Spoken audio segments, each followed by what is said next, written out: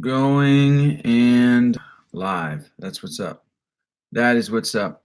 So, the topic of discussion tonight, of course, telling people about your beliefs or non beliefs is in honor of what I pulled, the stunt I pulled this past week of telling my friends and family that I don't believe in God. So, I recognized its benefit, and then I've realized that other people have not done it, and some people don't care about doing it. Other people want to do it, but they're afraid to do it. I'm just like, this is a problem, and this is a discussion that needs to be had. So that is why the topic is what it is tonight.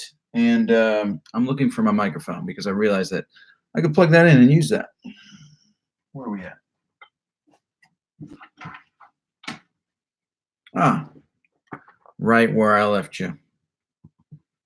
So yeah, some people don't care about authenticity, which kind of blows my mind, honestly. Um, because I'm just like, why? I don't understand that. But some people just really don't like. They're just like, I don't care. I don't care what people know about my life. I mean, yes, it is your life, but at the same time, like, why not tell people? I just don't. I just don't understand that. I don't get it.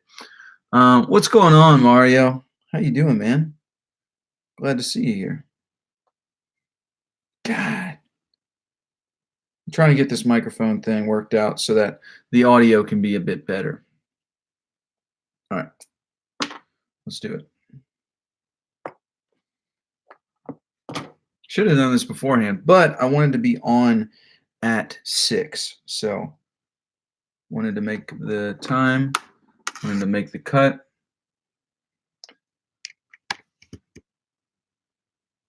And there we go. All right, so hopefully the sound is a bit better because I'm using an actual microphone now. Sup, Marcus, Little Music Channel. What's going on?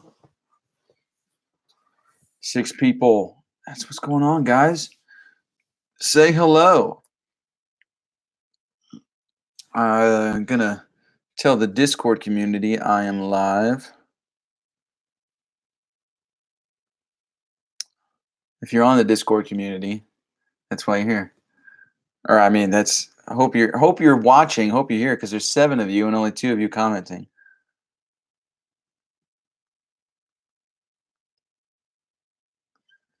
There we go.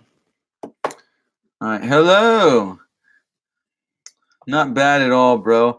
I would definitely like to hear more about the authenticity thing. So, what about the authenticity thing? Would you like to hear more of? There's a lot of different ways that I could do that. Yes, I do have a Discord channel. It's the Misfit Discord channel. You can access it through my Patreon page, and you can get a hold of it there. It's for the people that support me, patrons. But there's like 10, 12 people in it right now, and it's just a group of people that just like we talk on live. The whole streaming, all of this, you have that availability all the time, all week. And everybody that's on this live chat most of the time is going to the Discord channel. So if that's something you're into, check out my Patreon page because you can, hit it up there, get a part of the Discord community there. It's an awesome community. Hello, Discord. Yeah, Discord it's Discord. What is Discord? It's a growing platform for. It started out with gamers were just using it, but now companies are using it, and a lot of different people are using it. So it's just a place where an exclusive group of people can constantly hang out and share things with one another. And so, yeah, I believe in heaven, but not hell. So I if God exists, I think theologically speaking, that might be correct theology.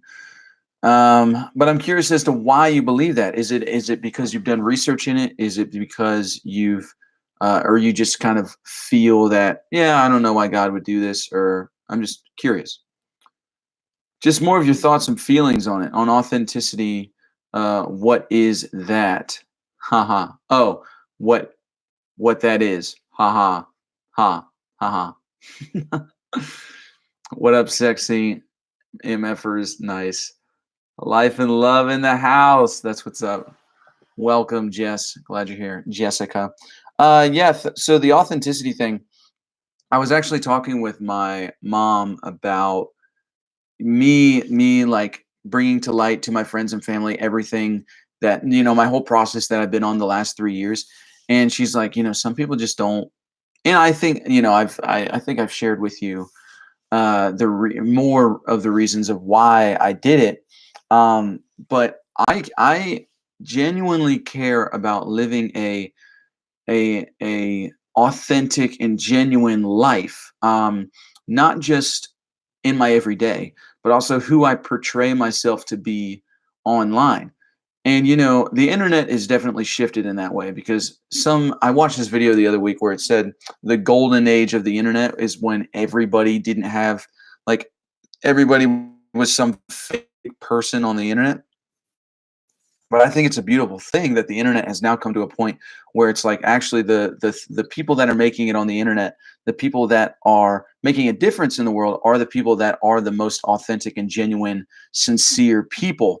And so, I think that's important. That's a high value in my life, but I don't just hold that in my personal life. I want to be able to do that, on my platform and to my friends and family and to people I meet. I want to be a super genuine, super sincere, authentic person. I don't want to have to hide myself from people, and I don't think anyone should. I don't think anyone. I don't think that's a healthy habit.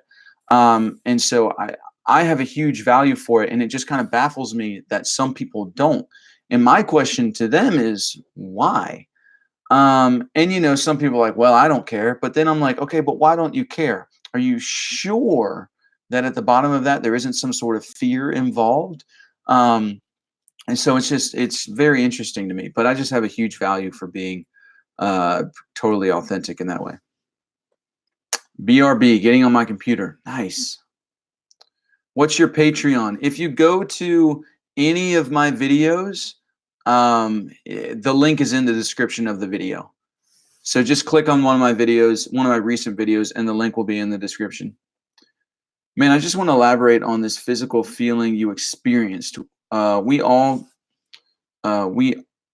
can embrace being honest, but this actual effect you felt, albeit subjective, is, I think, where the real magic is. I agree with you. I think there's definitely something there. I don't know what's beyond it. It's an unknown. I have no idea what's beyond it. But it's a goal of mine, and it's a goal that I'm striving for to get past that barrier of fear and anxiety and panic and see what's beyond it, see what's beyond all of it. Who knows what's there? Maybe it's just more of a feeling. Maybe it's a release of natural DMT. I have no idea, but I am determined to get past all that. So I agree with you. I just feel like heaven wouldn't really be heaven with the chance of some of your family and friends not being there with you. Hey, that's a good point. Good point. You know what? Where's hmm wouldn't be me, right? If I didn't carry around a jug of water all the time.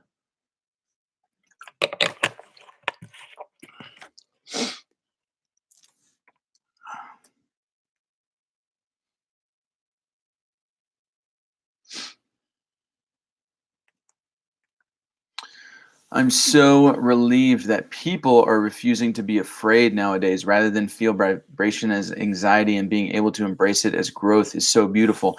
I mean, that's how I'm embracing it. I hope that I can be some sort of example, to the people that listen to my podcast, or for the people that heard that story on my podcast. I should make a vlog about it. I should make a vlog. I don't know why I haven't done that yet. I need a vlog about it.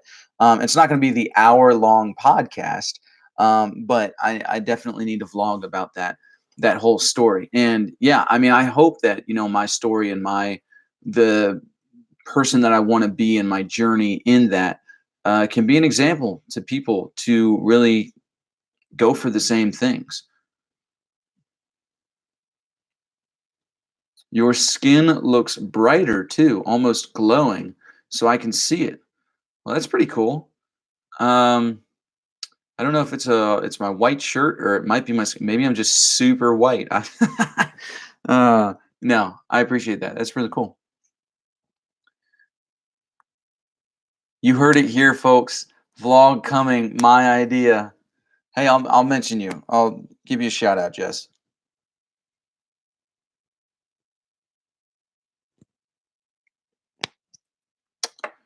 The more I know, the less I know. Yeah, yeah,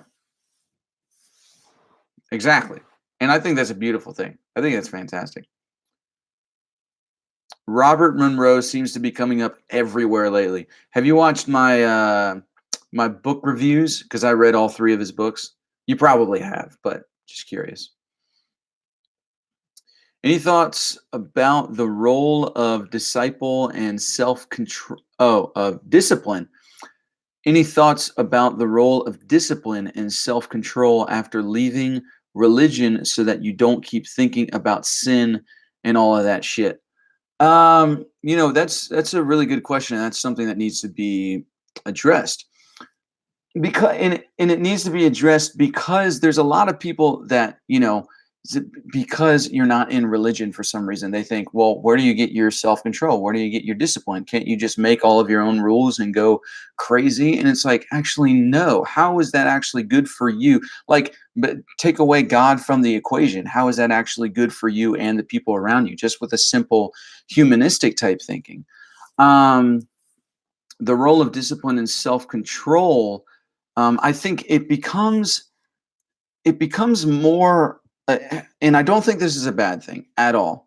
Um, but when you're able to embrace yourself more and you're able to express yourself more, then you're actually, what I've found is I've actually felt uh, more disciplined in a lot of ways.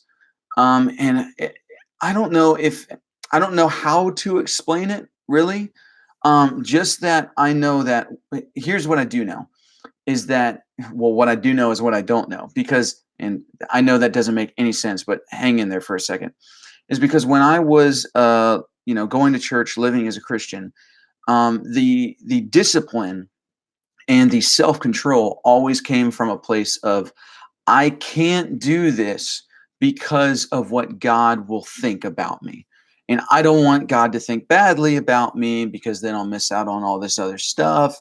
Or, I don't want God to think bad about me because then I'll feel shame and guilt and I don't want any of that. But when that's not there, then it's a thing of, actually, I can do this, but why? But just because I can do it, does that mean I should do it? And you actually get to examine yourself and your actions so much more, because there's not this guilt and shame thing that's constantly weighing you down. It's actually like you're learning how to walk on your own. You're developing that discipline and self-control on your own. And like I said, I don't think that's a bad thing. I think even if God is real, and even in the Christian context, there should never be this thing in anyone about the shame and guilt being weighed on them, and that's the reason why they're really disciplined and practice self-control. And yes, people might say, well, there's no condemnation in Christ, that Bible verse. And it's like, well, yes, but people still feel that way, so you got to ask yourself why they feel that way. And then that gets into a whole different discussion. So I guess that's really the only way that I can explain it, is that when there's that weight of shame and guilt that's off of you, and you realize, instead of, oh, I can't do this because really the fact, out of fear, that because I don't want God to think bad about me, I don't want to feel this shame and guilt. It's like, actually, I can do this, but should I do this? And I think that develops a lot more discipline and self control, and you know that that kind of yeah, discipline and self control. It just develops that even more. So that's kind of been my experience with that. So I don't know if that resonates with you, or if you, yeah, but those are my thoughts on it.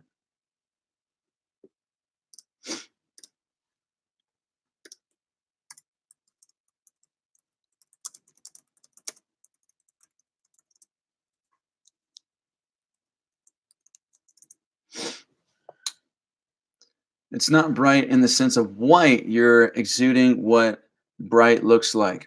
That's what's up. I like it. No, I just saw them, but I'm curious. Curious about what exactly? Fantastic, but frustrating when you're trying to ground your beliefs and opinions in reality slash facts. What is? What's frustrating? Right. Yo, so I'm a musician, not an atheist, but a growing Christian. So my question to you is, what do you think about the afterlife or life after death? Why do I keep getting this question?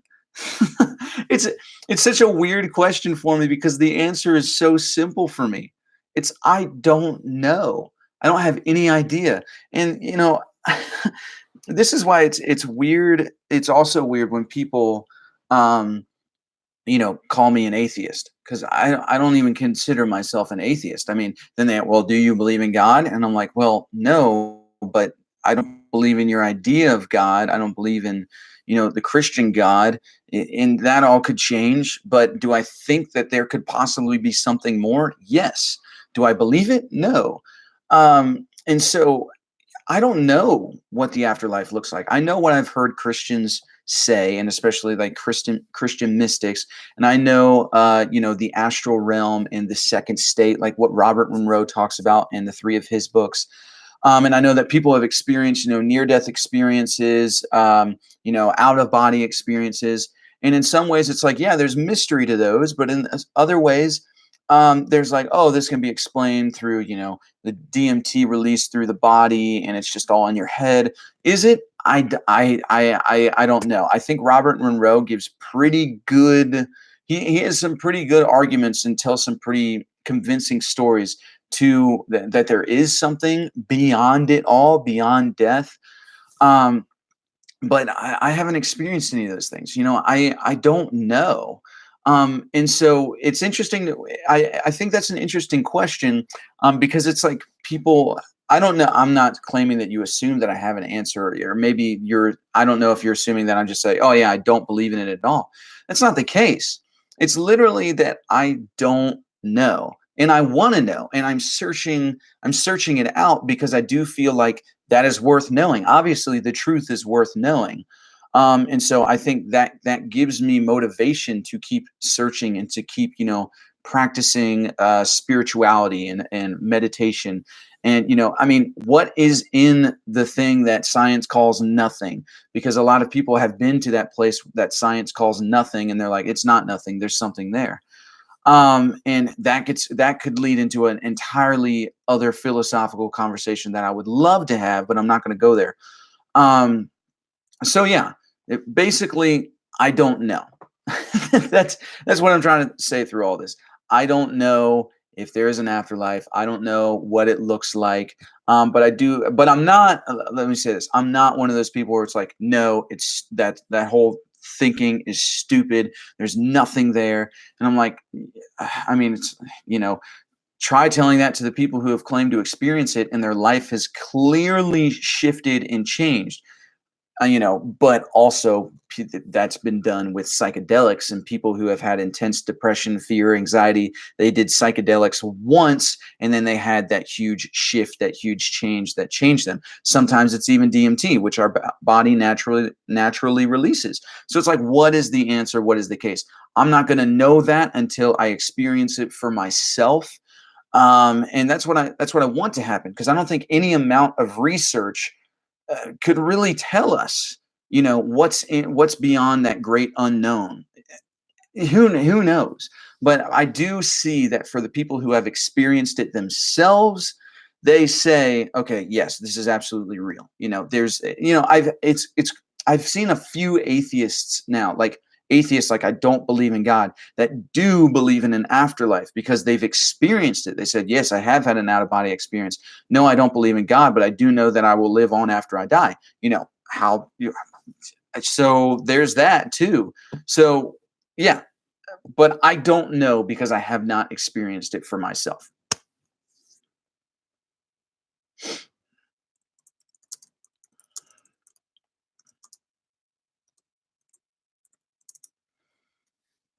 Hey y'all.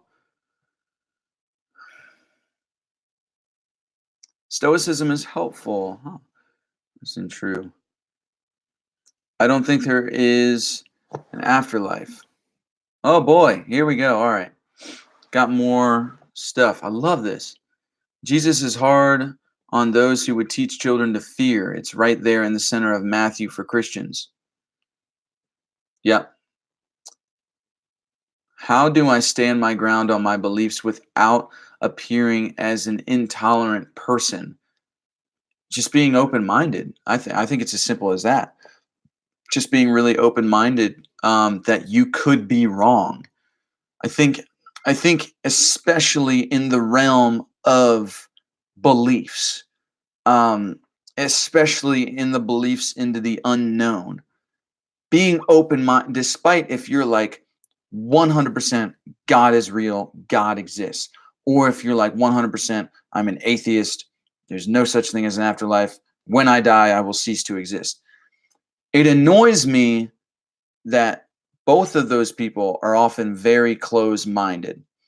I do think that you can have a firm belief in something, whatever that may be, whether it is or a firm non-belief in something, and still be open-minded to a evolving truth, because the truth is evolving. The truth will always evolve into something, and the more we seek, the more we search, the more we're going to find greater truths and things that, the puzzle pieces, and this is all going to make sense. So I do think it is possible for you to be able to stand like, actually, this is what I believe. But then when somebody, opposes, yeah, what you believe, or like proposes that, what have you thought about this? Having an open mind to like, oh, well, I haven't thought about that before. Or maybe you have thought about it. I don't know. But like, oh, I haven't thought about that before, but yeah, I'm willing to, you know, think about it. So I think I think it's a really simple thing to just continue having an open mind, even if you're really firm on a belief.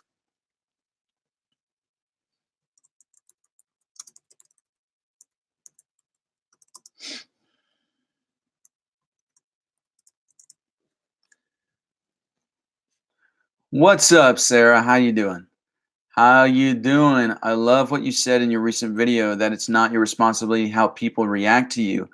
How you doing tonight? I'm actually feeling really good lately. Ever since I put out that video, ever since I told, family and friends about where I've been at, I've been feeling physically so much better. So, thanks for asking. I'm struggling to not disappoint you, Nate, because I really can't stay for the live. Jess, you're not going to disappoint me.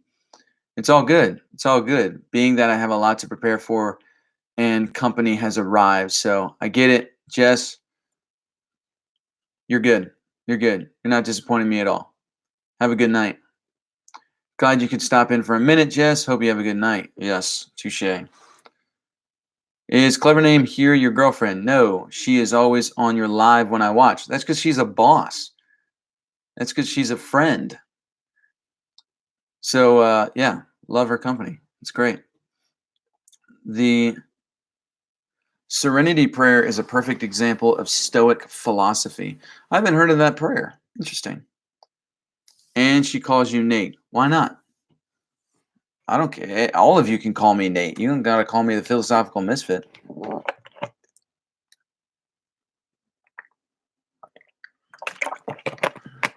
My jug of water. Reincarnation, maybe? Yes, reincarnation, maybe. I think it's a possibility. I don't know if I believe it. I don't know. It makes sense. But when I look at Robert Monroe's books, like I talk about it in my book reviews from the Robert Monroe books, because he talks a lot about reincarnation. And I think it's a good possibility.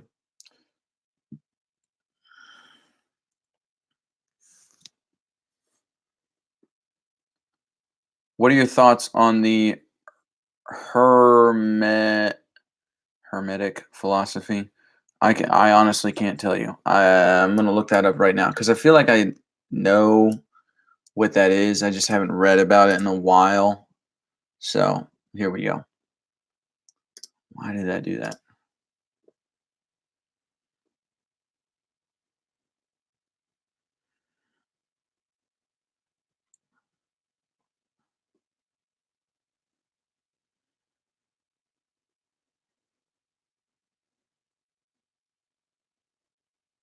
Hmm. Interesting. I actually haven't heard of that philosophy, but that's a very interesting philosophy. It just kind of sounds. I don't really see anything special about that kind of philosophy. Um, it really just sounds the same as like deism, which it said there's hints of deism from the brief summary that I just read, or just calling God, in a sense, black matter or dark matter. Um, yeah, I guess I don't really have any more thoughts than that. Where it's like it's a different name for it. I guess there's more to go into that, or more research to be done in that. But yeah, from first glance, you know, I mean, it's nothing I haven't seen before, really. Men are disturbed not by things, but by the principles and notions which they form concerning things.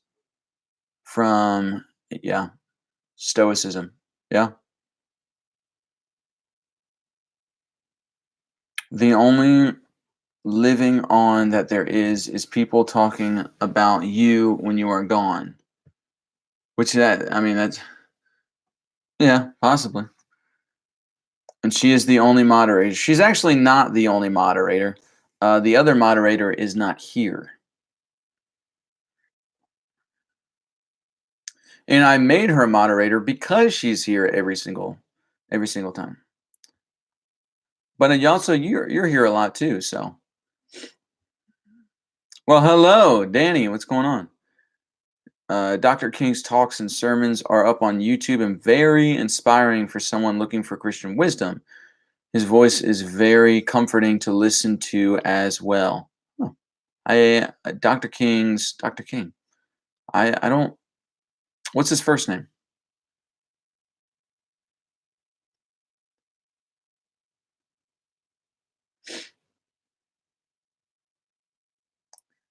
Cody Brown. Kid being rebellious because of his parents growing up. He'll find Jesus eventually, I hope. Yeah, what what kid? Are you talking about me? That's an interesting way to put it, thing to say.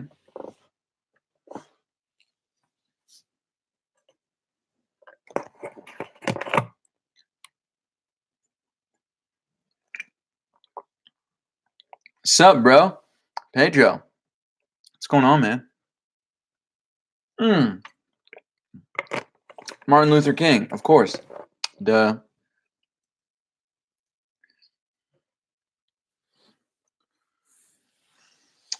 All right. What was your best experience with talking to someone about religion for the first time? What about your worst? Best experience with talking to someone about religion for the first time? Um, uh, Talking to them in what way? Like an evangelist sort of way? Or just like talking, like preaching? Yeah, he is saying you, Nate. Well, that's fine. Whatever. Hey, I actually made it. Dope, man. Did you look up on what you from a couple of streams ago? I think I did. I feel like I did.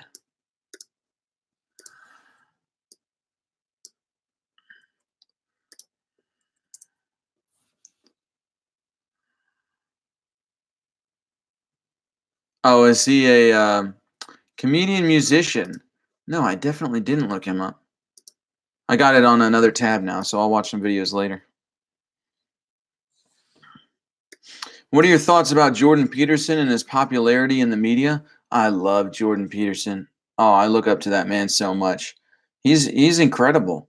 He is he's a bridge. That's how I see him. He he doesn't have he is not afraid to say I don't know, and he is not afraid to be on the fence. And I really respect that about him because there's so many people that it's like they don't even speak out. They don't even try to argue any points until they know what side they're on. And Jordan Peterson is like, it's not that simple. It's never that simple. There's a lot of factors that need to be involved in this question being proposed. And I just love that about him. And every video I watch from him is super inspirational. And I love the popularity that he's getting on the media. I don't have any problem with Jordan Peterson. Happy everyone accepted you and were non-confrontational and that they were very accepting of your beliefs. Me too. Yes. Good question, Blackbird's Wrath. You have an awesome username.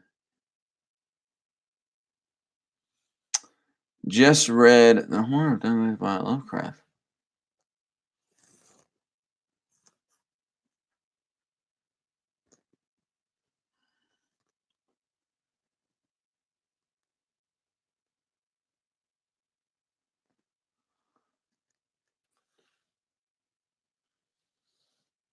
What's your opinion on the philosophical concept known as the egg? I don't know. Let's see.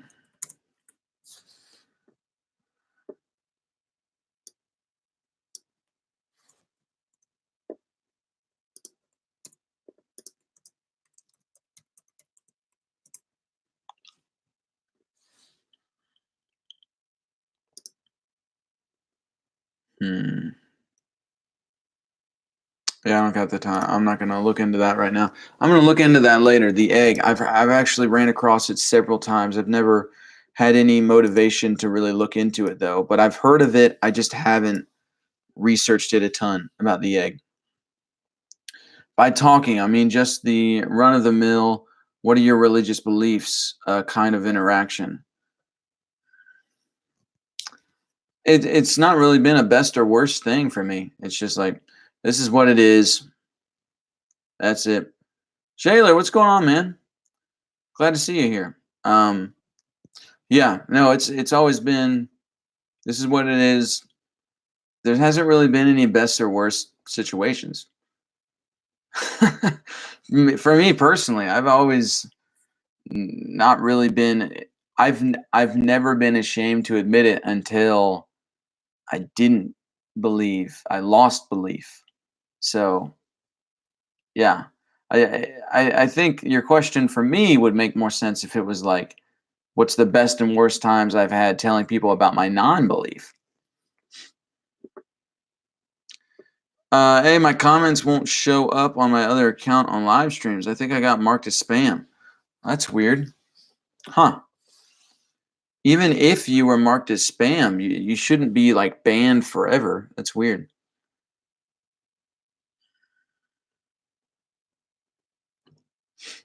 Me too. I really do understand, really do not understand all the hatred from Jordan Peterson.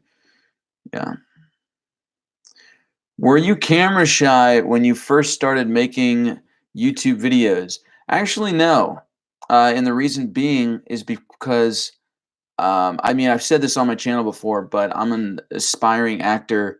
I've done a model shoot, one or two of those. And so I made videos all the time as a kid.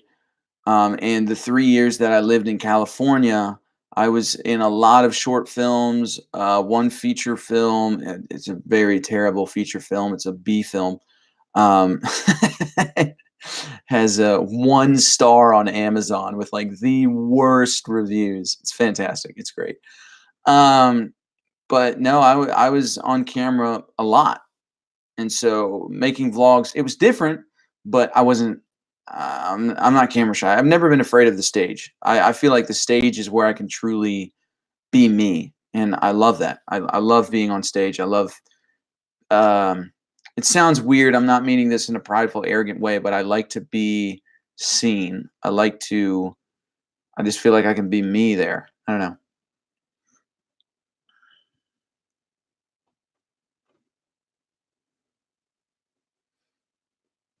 Believing in something gives it more power. How so? What do you mean? I thought of a rebuttal to when you said the source of happiness comes from loving yourself, and I said friends because we're social creatures to prove self love isn't the source. Because if you put man on an island alone, no matter how much self love, he'll go insane, like in Castaway with Tom Hanks, because we're social creatures by nature. Uh,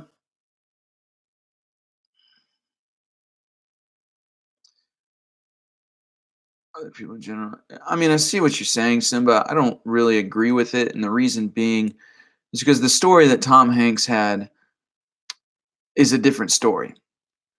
Um, he didn't ask for where he was going to be at. Um, and so nobody, whether they're with people or not with people, wouldn't want to be in that situation. Um, but I do know it also depends on the person and it's where they get their energy. Um, but well, that's still not an excuse. Yeah, I see what you're saying, and regardless of whether we're alone or not, we have to learn self love in order to be able to truly love others.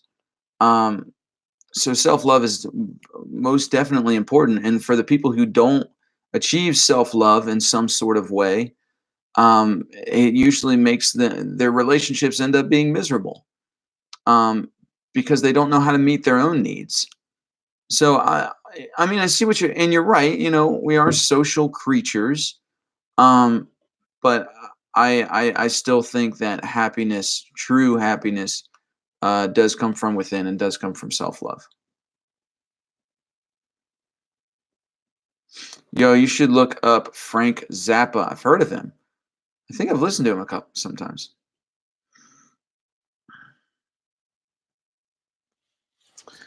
Um, okay, hopping in was what?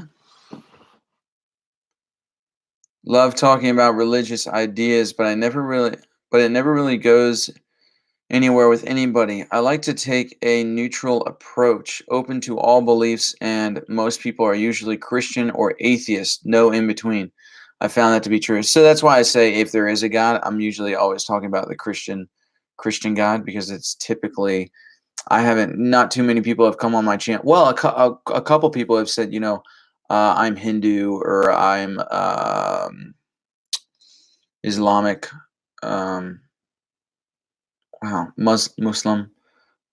So yeah, there's been a couple people here and there that have said, that they're not a Christian, but they do believe in God, in that sort of sense. But yeah, you're right. Most of the time, it is either Christian or atheist.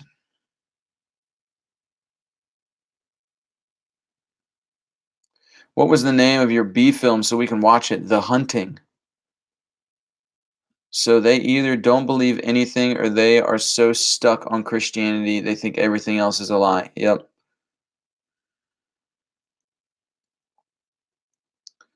So would you consider yourself a method actor? Also, would you be willing to be a body changing actor, like gaining 100 pounds and losing 100 pounds, like Joaquin Phoenix with the Joker? Would not consider myself a method actor. Where I do the techniques in method acting, whoops, the techniques in method acting, they can be applied, but I don't think it goes with like what works for you, but not only what works for you, but also like because there's method actors that are just complete pricks to everyone else on set. I've thankfully I've not worked with any actor like that. Um, um, uh, well, he wasn't a prick to me, but nobody else liked him. So that was yeah, that was a fun film to work on. But he wasn't method. He's not a method actor. Um, but well, we okay. I'm just not even gonna talk about it. But yeah, if your method acting is not making people on set feel loved or safe, then it's just stupid. Um, I wouldn't consider myself a method actor. I like, and this is like actor talk right here. I really like Uta Hagen's approach, along with like Sanford Meisner, and Larry Moss wrote a book called The Intent to Live that is just absolutely phenomenal. Every actor should read it. As for changing my body, yeah, I mean, I would do that if the role called for it. But also, how much am I getting paid? And plus, I think I would gain muscle or get skinny. I would have a really hard time with like getting fat because my metabolism is stupid fast. And also, like, it's super unhealthy. And especially with me and Lyme disease, like, I don't know if I could even take that role, because, yeah, it would just trash my immune system. So I wouldn't be able to. Yeah, my other account is first name, last name. What? But as soon as I comment on the other account, yeah, I've never marked you as spam. First name, last name, or now K uh, LLO522. Yeah, I've never marked you as spam, so that's really weird.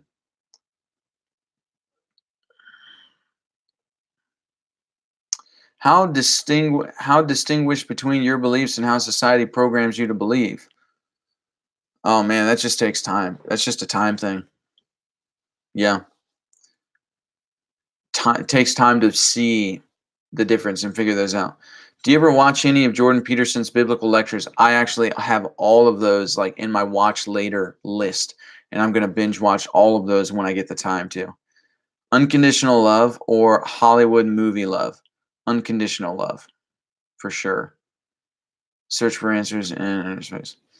Also, as an actor, would you be willing to wear a dress? Hollywood loves doing this, like Cat Williams pointed out in stand up special. Yeah, I'd wear a dress. Why not? If the character wears a dress and I'm totally fine with that. I'm an actor. you know, whatever. I'm not sure if there is a God, change my mind. Well, I'm not sure if there's a God, so change my mind. Do you think that some people would be happier believing in God than if they don't? Not necessarily. Uh I mean, it's another interesting question. But I don't think, well, some people would argue this. Some people would say you can't be happy without God. And I mean, here's the truth. Here's the reality. If God exists and He is the light, He is joy, He is love, He is the source of it all, then whether we know it or not, whenever we experience happiness or joy, that source is from God.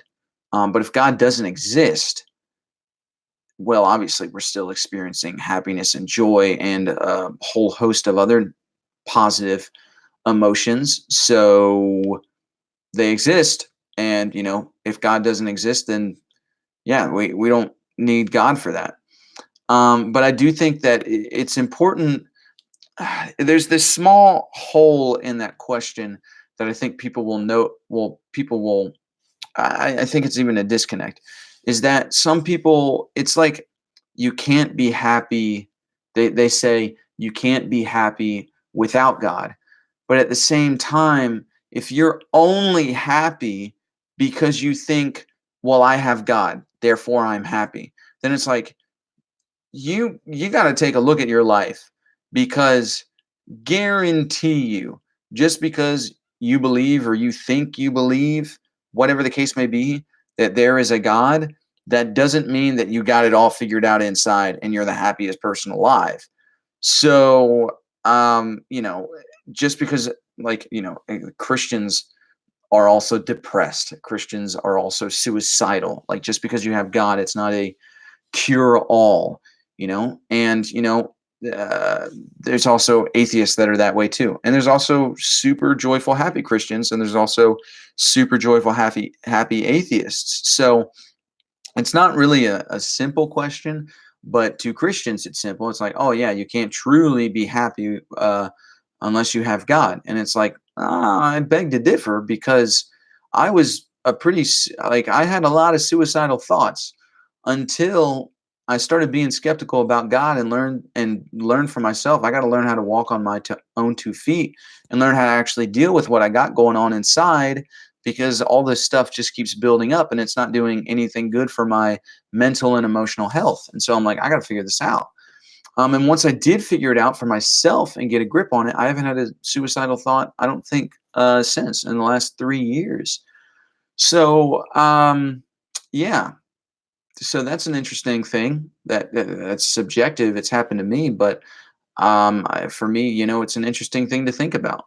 So, yeah, it's a interesting question, interesting thought, but I don't think it's a really simple answer. I don't think it's as simple as that, because of the amount of variables that are really subjective, to people and to the individual.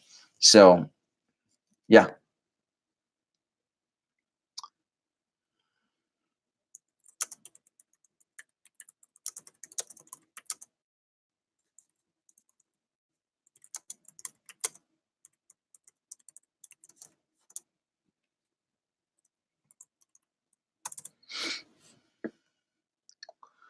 All right. Oh boy.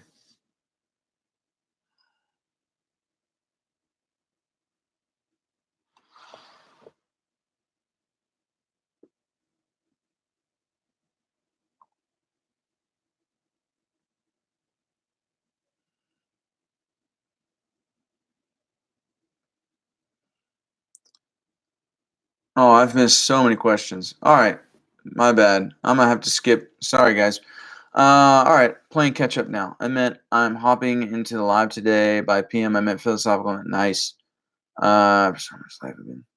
People who practice Buddhism don't automatically. That is a religious stereotype. I read about this Christian living in a Buddhist monastery, and he wrote that practicing Buddhism helped him to be a better Christian. Yeah, no, sure. I'm not trying to stereotype it. That's true. Absolutely true. Do you think religion is something that can be proven to someone, or is it a self-experiencing thing? For me, it's both of them. No, I think it's a completely self-experiencing thing. And if you're not experiencing it for yourself, I don't really think it's belief. I think you've been convinced, in your mind, but I wouldn't call that belief. That's just a personal. That's subjective. Don't automatically follow that of Buddhism. Okay. God doesn't exist. Okay. But recently, I have become much more open to the possibility of God's existence. Guilt and remorse being the determined actor. Okay. My conscience revealing many moral truths. That's interesting. So what got you from God doesn't exist, now opening your mind to maybe he does.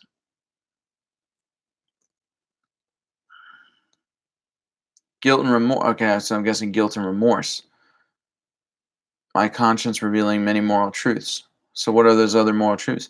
I believe that religion is I myself, I am a spiritual person.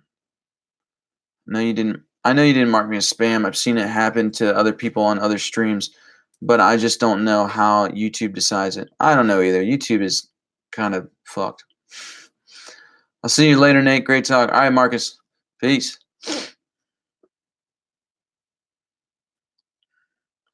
What's your response to religious people who say we get our morals from the Bible?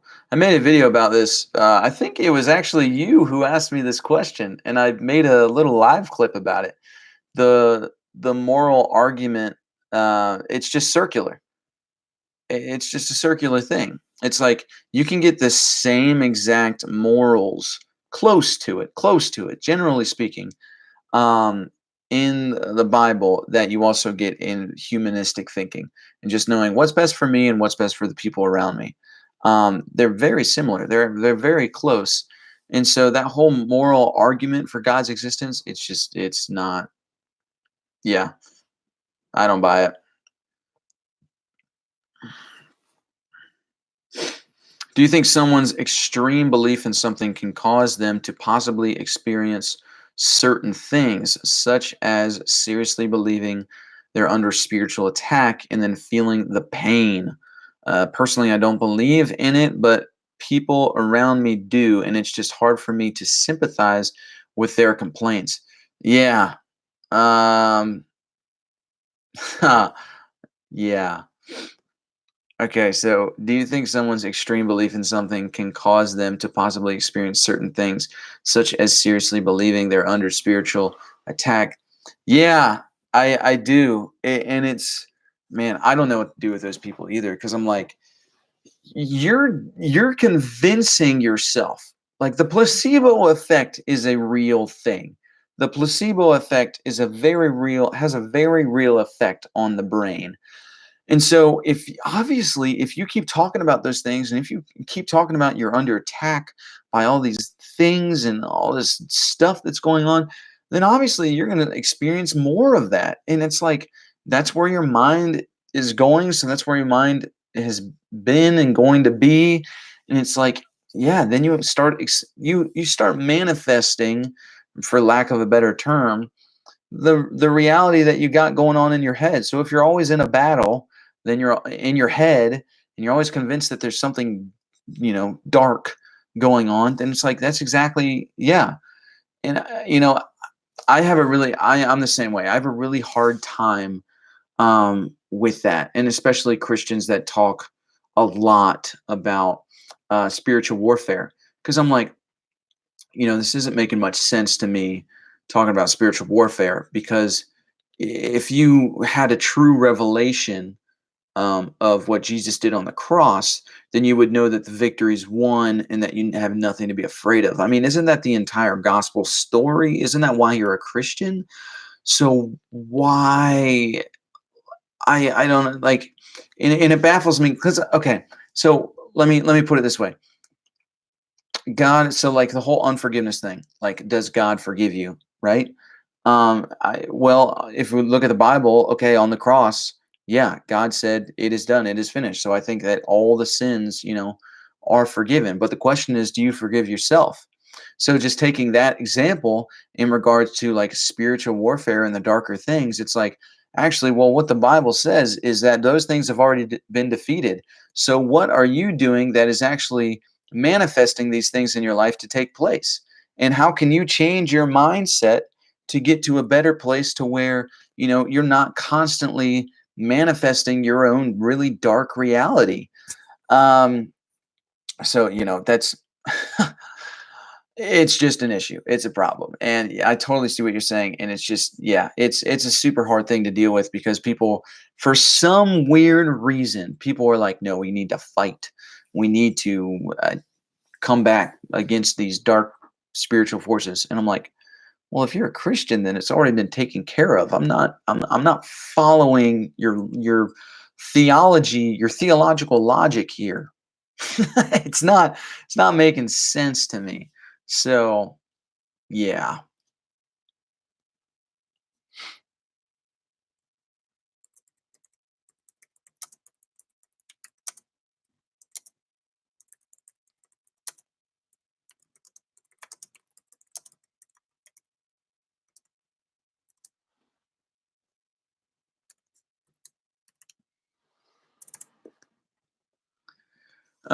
Do you think that religion is an attempt to control people? I think it's a, I mean, possibly. I think it's far fetched, though.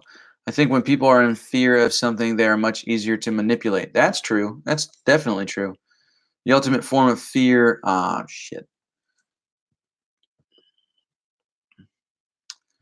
is getting somebody to be afraid of an omnipotent being. Yeah, I mean, I see where people get that from. I think it's kind of a weak argument, though.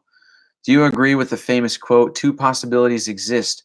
Either we are alone in the universe or we are not. Both are equally terrifying. Yeah. No, yeah, sure. Both are equally terrifying. That's why I love what Jordan Peterson says. He says, um, I don't know if I believe in God. I act as if he does, but I'm terrified that he does exist. I love that. I love that. I think that's great. Something Christians say, like, you can't be happy without God. are really not good arguments for God. Yeah, it's a horrible argument for God. Absolutely. All right. If there is no God, how do you explain synchronicity? Well, there's another word for that called coincidence. Um, do you believe in coincidence or do you believe in synchronicity? I mean, they're two sides to the same coin. One has God, the other one just has a possibility of random events that happen to line up. So, yeah. Do you believe that suicide is in nature selfish because of all the people you hurt or leave behind in pure pain and sadness, and they will immediately blame themselves for not preventing it? No, I don't think suicide is selfish. Suicide is not a selfish act. I don't think that. And I'm curious if you've seen my video on suicide. I made like a 20-minute video on how to overcome suicidal thoughts. And I share in that video my breakthrough on suicide. And I talk about that. I talk about why suicide is not a selfish thing. Um, so yeah, check out. I'd love to hear your thoughts on that video. If you would watch it and leave a comment, that'd be sweet. But yeah, I forget exactly because I made it like almost a year ago. Exactly the thoughts that I gathered on it, but I do know that suicide isn't. It's not selfish. Coming from a person who have struggled with suicidal thoughts for many years, and self harm, mutilation, all that stuff. It was never out of a selfish place. Yeah. People only call suicide selfish if they're on the outside of it. If they're looking from the outside in. The suicidal person it's not selfish. It's something completely different.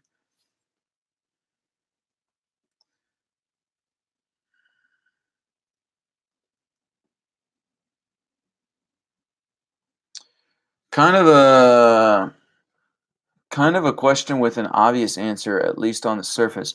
But would you say religion is ultimately more effective at catering to human nature or acting in obstruction to it? That is what is human nature? That's the question.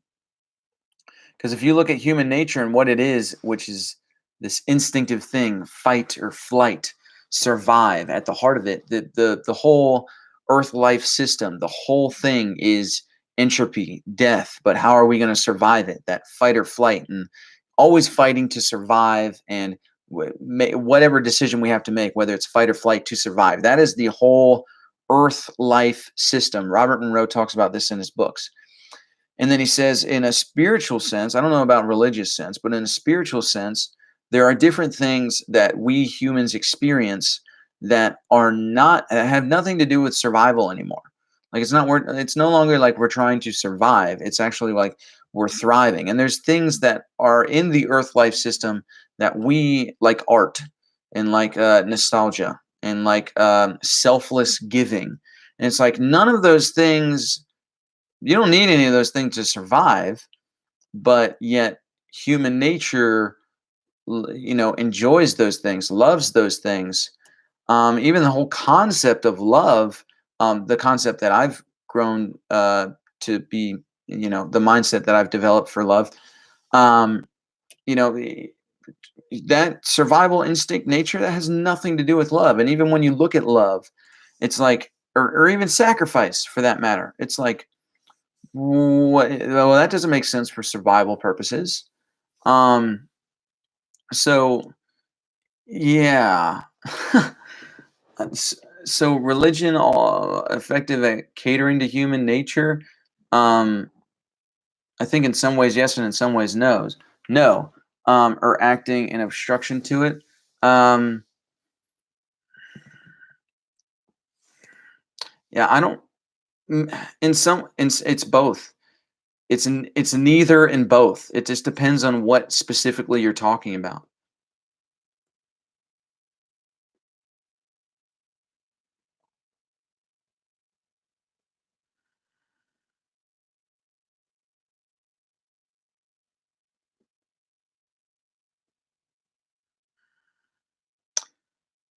shall wear shade to stay the Lord. What? Okay.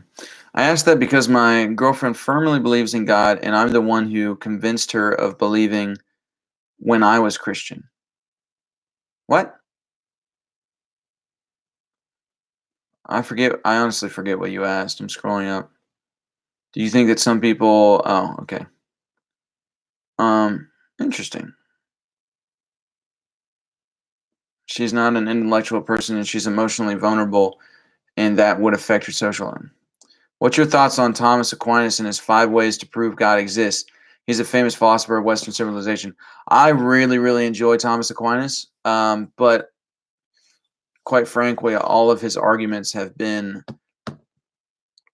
uh, proven that they don't hold. I love his works. I think he's a great philosopher, and I really enjoy studying him and reading him. But his 5 ways of proving God exists, I thought it was more than five. I guess I could be wrong. But the 5 ways of proving God exists. Yeah, they've all been refuted on a number of levels. I got a big issue with your skepticism. This should be interesting. Of spiritual warfare and your thoughts on isn't the war already won is so incredibly low level and uneducated on Christian thought on it. Really? Okay. You're not following the theological logic because you have no idea what you're talking about on that subject. Enlighten me, please. I would really love to hear your take on it because I don't think I'm too far off at all. So yeah, I mean, would love to hear your opposing thoughts on that.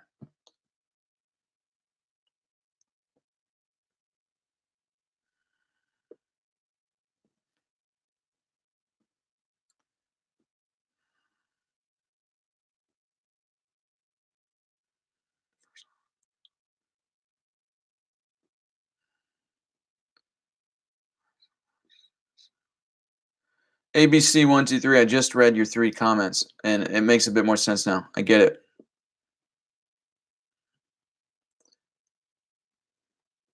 Damn, we're getting some good responses today. Great conversation thus far. That's what's up, man. Glad you're here. Appreciate it. Um, Logically, all of this can be explained through through some part of me wishes it were some spiritual experience. Yo, I gotta go, man. I'm glad I was able to join today, and I hope you have a great weekend, Nate. Hey, you too, Mario. Peace. I believe in God, but I don't believe the Bible is true. Interesting. Mainly because it's written by man on a topic he or she wasn't around for. That's not totally the case. Um, but so who do you think God is? What do you think about the majority of Sweden being microchipped to keep money and open doors and such because my brother and everyone keeps saying Mark of the Beast and it's so aggravating as an atheist? I mean, it just sounds like a Black Mirror episode to me. I don't know about Mark of the Beast, but um, I think the whole Mark of the Beast thing, so many people have so many different opinions on that. Yeah. Some people think it's going to be a credit card. Who knows? I have no idea. Yeah, I just don't even let it bother me because I'm like, you're taking that scripture literally. It might not be literal. Who knows?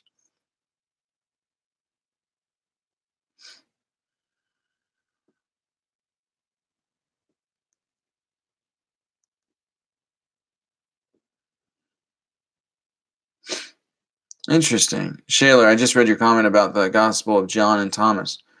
Very interesting. I haven't heard that before.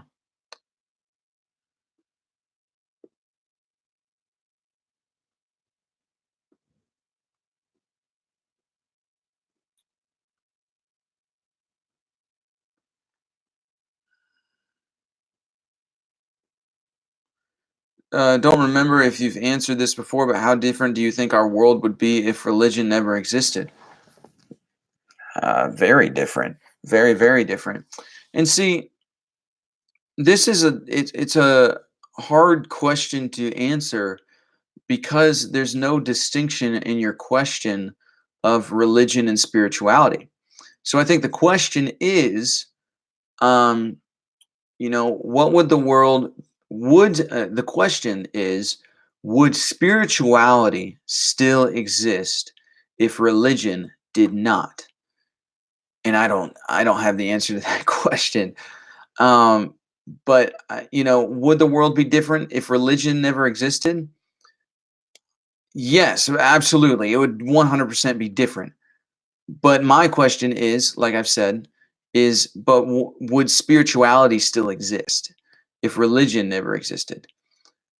And that's good. That's kind of like a weird way of going at it, but in one sense, that is, getting to the heart of, does God affect humans if God is real? Because if spirituality only existed and religion did not, what would that look like? We have no idea. Who would we be today? It's clear to me that it would be different if religion did not exist, because of all the wars and killing and murder that has taken place on the grounds of for religious purposes. But but would spirituality still exist? That I think that world would look very, very. It would be a very intriguing and interesting world, if religion did not exist, but spirituality did. And who knows, that if spirituality did exist when religion did not. Actually, me and my dad were having a discussion the other day, like we always do, and he was telling me interesting thing that I never noticed when I was reading the Bible. But now that they told me that, and I think back on it, I 100% see. I'm like, oh yeah, this makes uh, total sense. Is that when the name Christian came up, the name Christian is a completely um, world worldly name. It is a completely world, like, Jesus didn't label them Christian. Jesus did, they weren't labeled anything until I forget who it was, but it was a worldly leader that titled them Christians.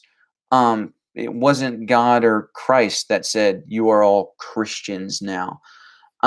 So if we would rewind time so far back, would it be just a spiritual thing, before there was religion, and religion was an attempt to try to, you know, put it in this pretty little package that spirituality is not in? I don't have any idea. Um, so yeah, that's a interesting question. Um, and I'm trying to find your comment here. So yeah, if religion didn't exist, yeah, I mean, it's a interesting question. So something to think about, I guess, from the other questions that I proposed in regards to that question.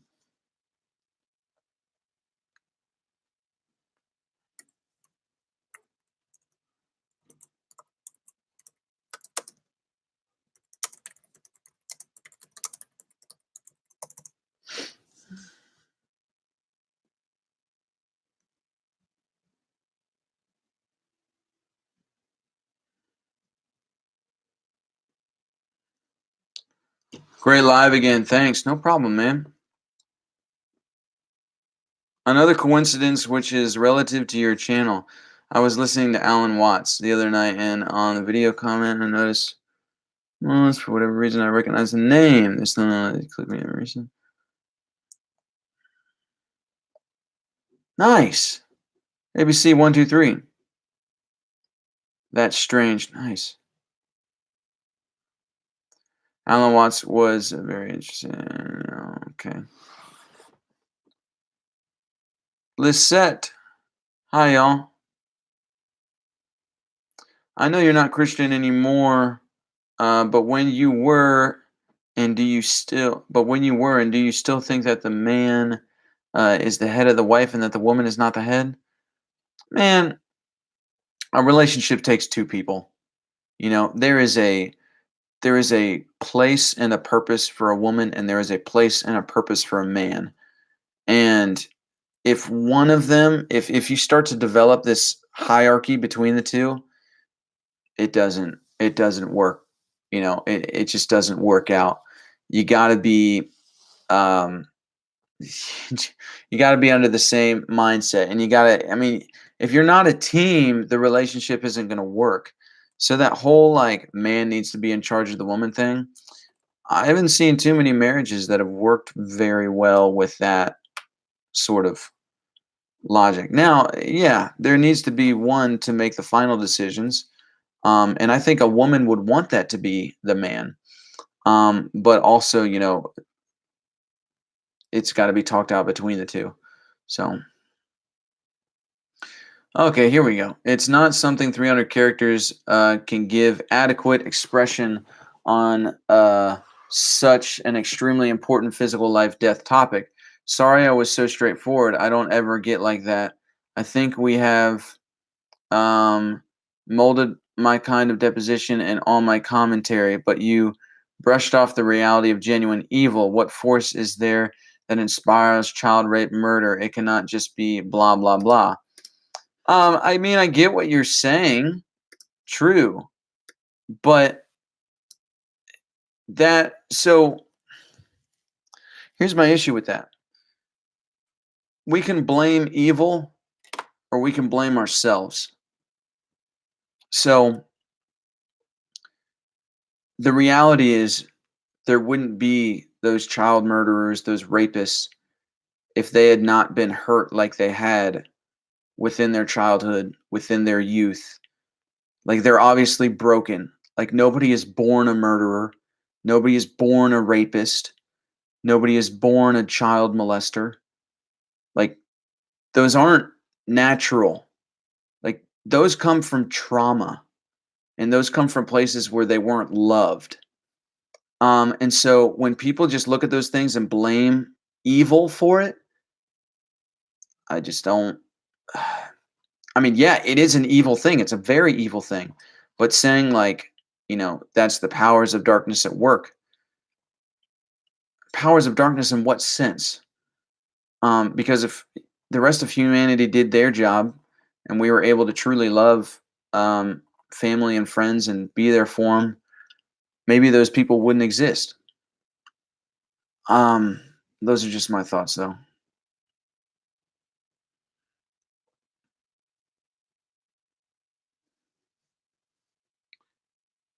Y'all heard of the changes in the Bible? It's some crazy stuff.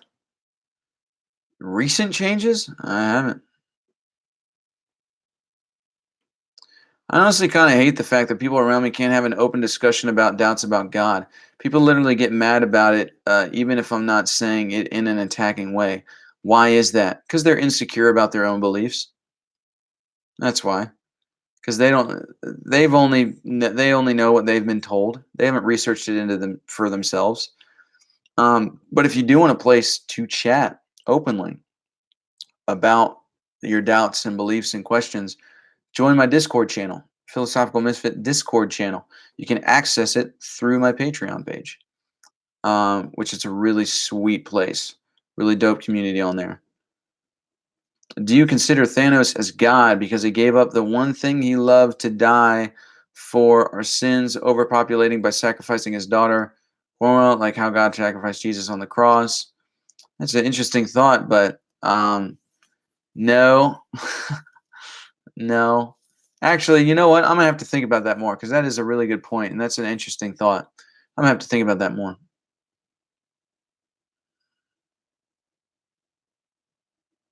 What do you think God is? I think God is like energy, that everything is made up. Oh, okay. What do I think God is? I don't have any idea, to be honest with you. I have no idea. The more I look into it, the more I get more about my seeking. The more I get to a point of I don't think it's possible for us to know. So did somebody mention my it's just like the Joker movie and podcast. Evil doesn't just exist, it's created. Joker was created, not born. Exactly. Exactly. Um, you were said to be lost in the previous. You were said to be lost in the previous live stream, but would you really want to find your way? Would you rather find the answer to getting out of the forest, or would you be content getting comfortable with what you have at hand? I'd be super content getting comfortable with what I have at hand. But also, if I am in a forest, then I want to find my way out. Um,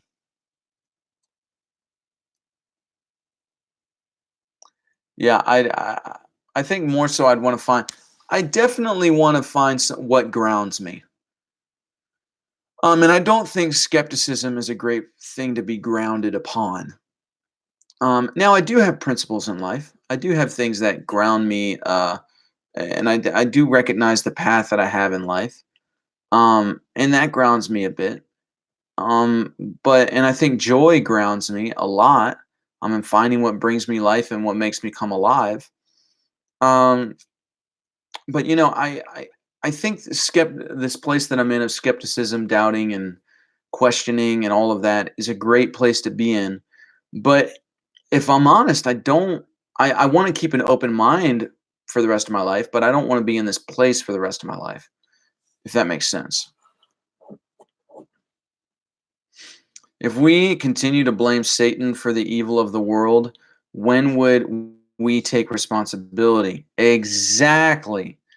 I think if you continue to blame outside forces, you never have an opportunity to change things. Couldn't have said it better myself, Shaler. Couldn't have said it better myself. Comfortable. Oh, okay. I think we can argue against the idea that no one is born a murderer. Okay. It's correct to an extent. I definitely do think someone can be born with a mental predisposition to murder. That's you're gonna have to try harder on that one. That's a tough pill for me to swallow. Meaning, I don't think there's a pill there for me to swallow. But I'm open to hear what else you have to say. A just got out of the gym. Nice. Exactly. Nobody is born those things. I am now way look into those things. Wait, what? I now in now way look at those things and blame it on the evil powers alone. The people who commit them choose to do the evil based upon the influences of the evil within the world. Knowingly choose the evil, denying the influence of good they know and they're conscious. The people who are evil did so willingly. I'm not really following. I'm interested. Wow, I don't even know what to call you. Kevlar R hip hop and apologetics. I'm interested in this conversation. If you could actually message me like privately on Facebook, the Philosophical Misfit, I'd love to continue this conversation with you. I'm kind of having a hard time seeing what you're saying because I know you have a limit in characters. So I'd be interested to continue this conversation if you message me privately.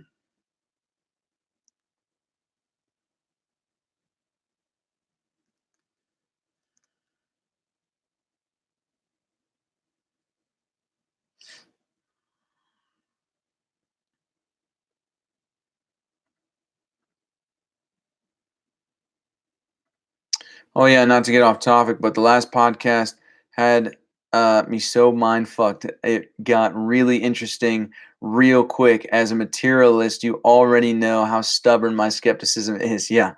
But it was still very intriguing. I listened to the whole video of simulation. You have a way with words and storytelling to keep people interested. That's why I'm an actor, man. Acting is storytelling. I love storytelling, man. That's why I love film. That's why I love stories. Um, yeah, I appreciate that. I take that as a huge compliment, man. I really, really do. Really appreciate that. I love telling stories.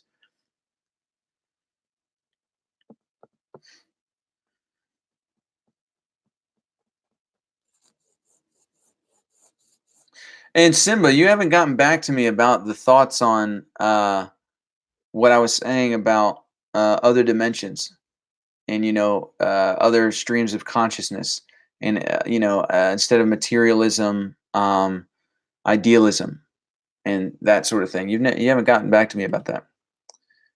Also think had something to do with jet lag because of how tired you were. Jet lag, and even with some frustration as well from missed flight. But love, no. All right, you missed the whole thing. The whole flight thing was that happened 3 months ago.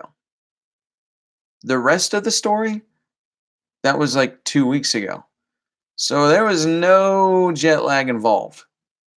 No jet lag involved. And when that all happened, I was very much awake. No jet lag involved with that.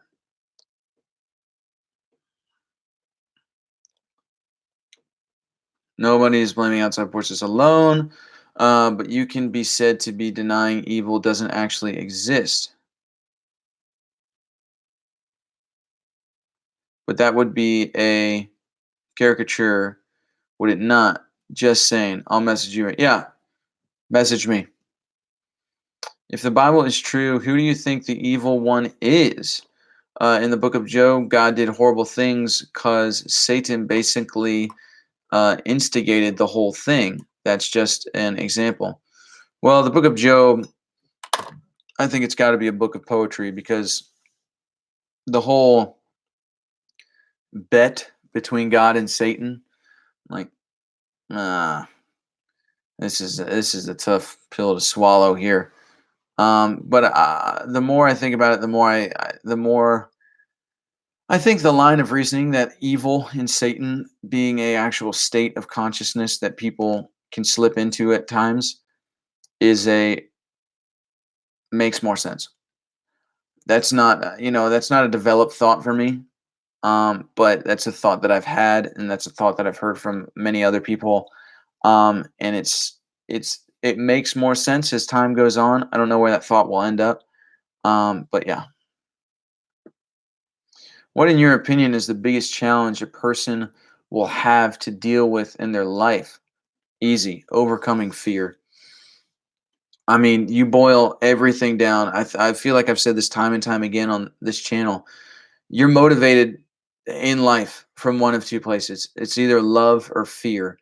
And, if you are purely love and you're living your life full of love, I don't know if you would have any challenges, but you're obviously going to have fears because you were born in this world, which is at the base level of it is the world of survival and a world of instinct that's fight or flight.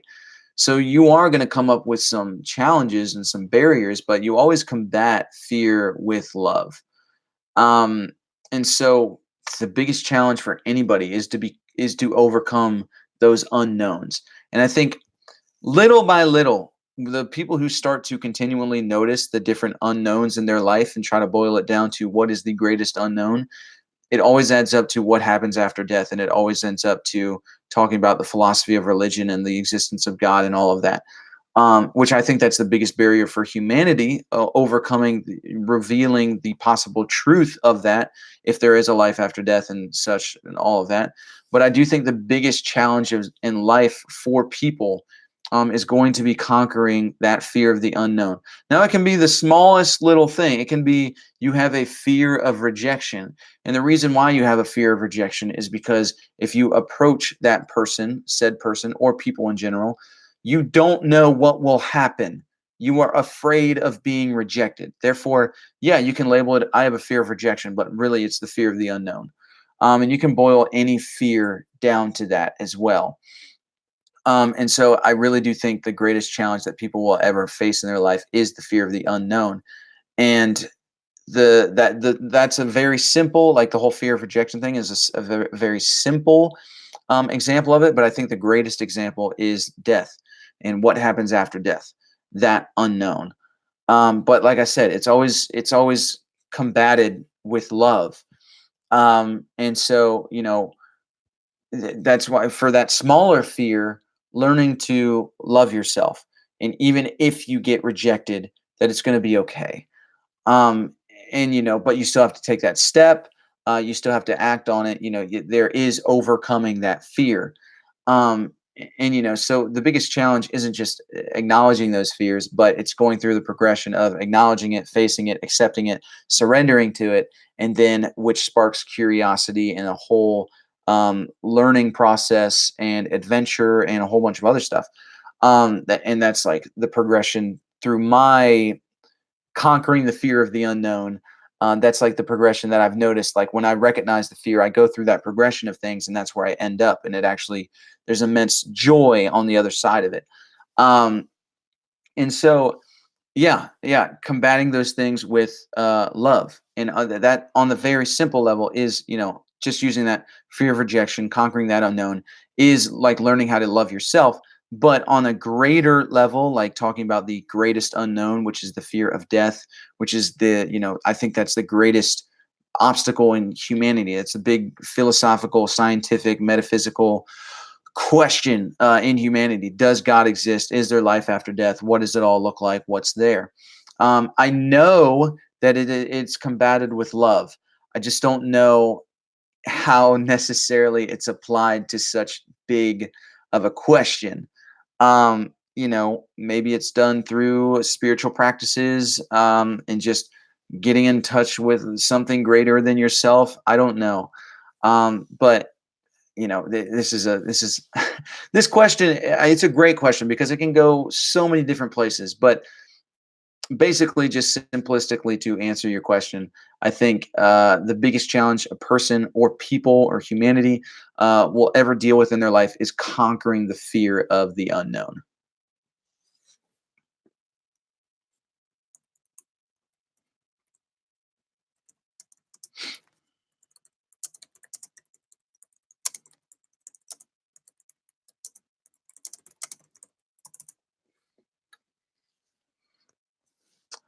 Uh, I'd say predisposition, in the sense that just as how people can be born with the predisposition, like a certain gender, there may be some people born with less mental barrier to killing. Hard to explain. Yeah, I get what you're saying. I just, without some like hard scientific evidence, and I'm sure there could maybe be, I don't really buy that. I mean, I get what you're saying, and I'm following the logic of it. I don't really buy it. How have your meditations been since that happened? Me walking through the process of overcoming fear. Yeah. Anyone watch Lucifer, the TV show? Yep, all 4 seasons. It's amazing. Well, why do you think that you can have free will and still be an atheist? Because what? By free will, I mean absolute free will, which requires us to be more than simply matter and energy. No. The neuroscience of neuroplasticity and the will, because science doesn't even know, where the will comes from, but we can measure the effect of it in the brain, and we can see the neurological pathways can shift and change. And there's been plenty of research done on this. That free, like science, the whole deterministic argument for, for basically no free will, all of those arguments, all of those science, it falls apart. I've looked at the science for the neuroscience and science for free will, and it is there. We do have free will. We can change our mind, our makeup, our thinking. It's scientifically there. It is scientifically possible. We have that willpower. I don't really understand. Like I don't. You don't have. It's not like, it's just weird that you're under the assumption that if you don't believe in God, then you have to be under this deterministic thinking. I don't think that's the case at all. What do you think of channelers, people who channel spirits to gain hidden knowledge, like Abraham Hicks stuff? I have no idea. I have no idea what I think about that. Haven't looked into it.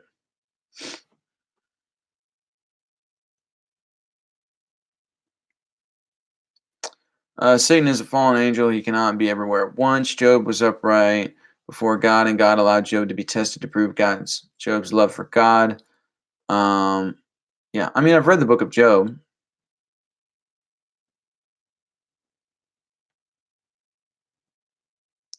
I've heard that as well. That the book of Job is the explanation for human existence. Why do you think? What do you think about OSHO and Sadhguru and their teachings? Never heard of them. Have no idea. Cyberwolf, good to see you live. Appreciate these discussions. Yeah, man. Appreciate you being here. I'm going to ask you a question. I was asked, what would it take for you to believe in God again? I answered, was nothing, because even if a being came and walked on water and flew, it would, what? And flew, it would be like in Man of Steel Superman movie where they bought he was Jesus, but in reality he was an alien. Where they thought he was Jesus, but in reality he was an alien.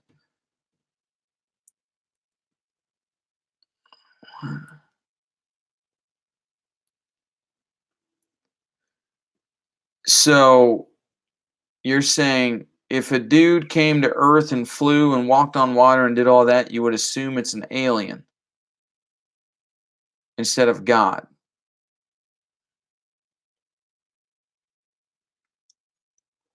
For me, I would say a personal experience that I could subjectively explore and be curious about, and I would have to have a number of experiences, a number of consistent experiences for me to be able to explore to explore that area, and yeah, to explore it all and know for myself if it was legit or not.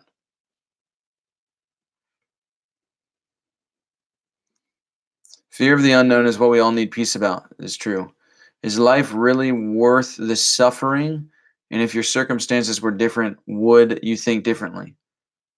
Is life really worth the suffering? I think there is a purpose for the suffering. Have you had any spiritual experience or visions of God, or or who He could be in your current journey? I have not. I mean, I've had lucid dreams. Um, that's about it.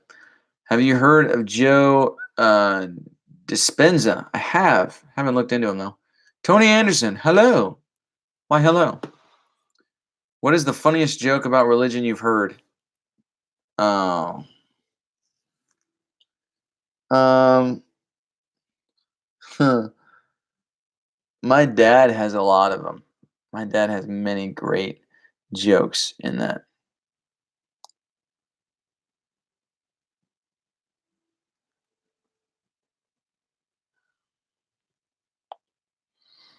Um. I mean, I have a joke. I just don't think I'm going to be able to do it justice because I don't know the extent of it, the full thing. All right, you know what? I'm going to try it. Whatever. All right. So, you know what? Damn it. How does this joke start out?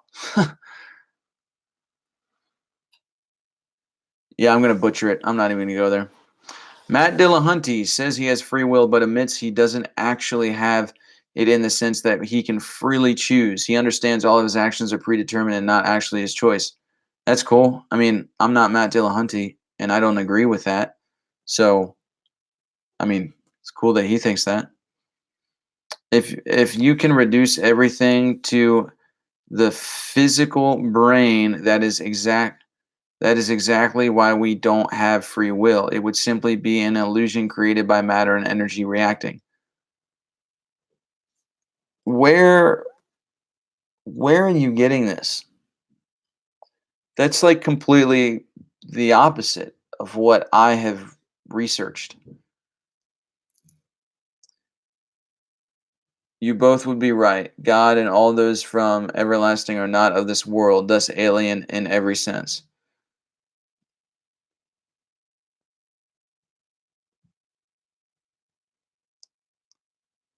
He's an interesting dude with some next level ideas. He's a neuroscientist, so I thought you would like him.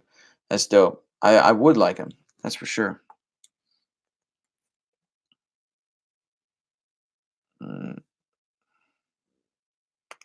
I'm gonna take a minute. God, why is this?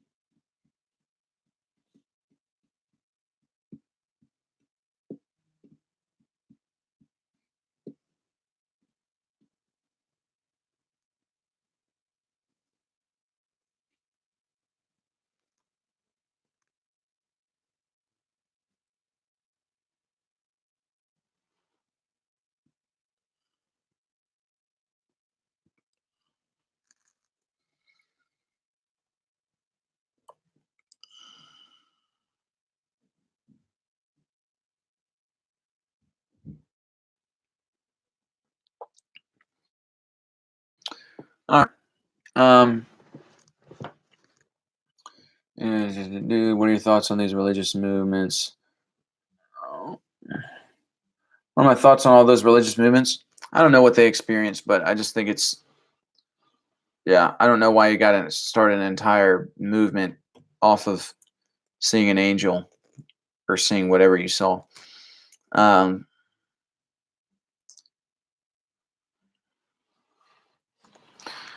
all right, I will be back in like 20 seconds.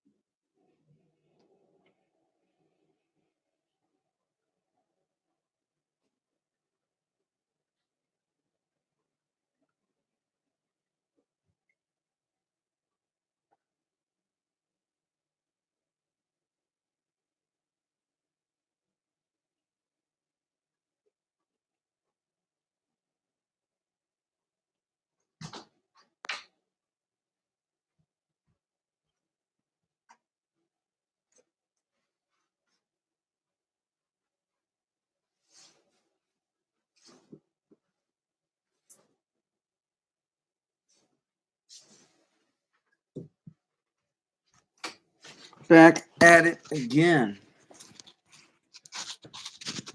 Oh, clever name here. Wow. Jess is back. That's what's up. Hey, hey.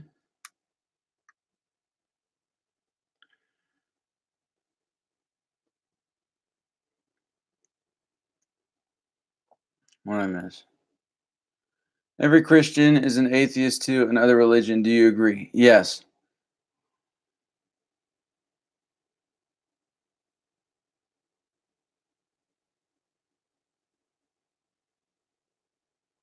All right, this was what is the most insightful thing you've ever been taught by a pastor your father can't count? That's the question I was waiting to answer.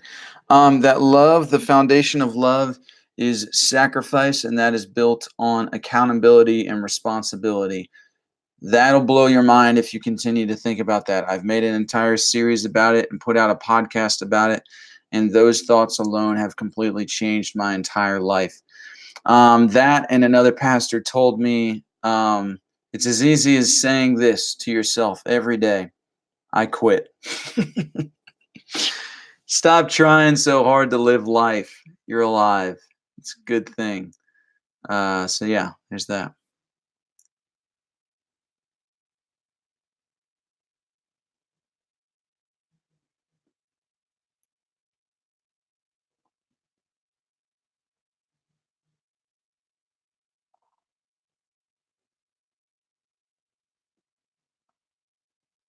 Nicole, hey, glad you're here.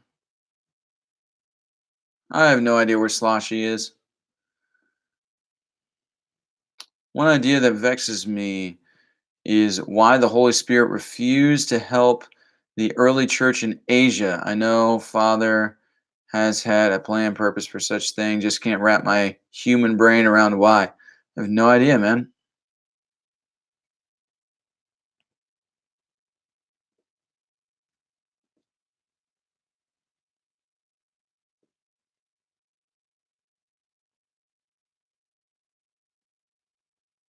Hello, Puppet.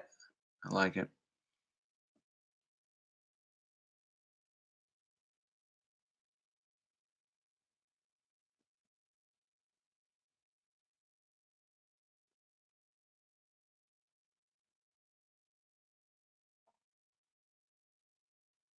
I just watched your video on that insight this week. Great video. I wish that was something everybody understood.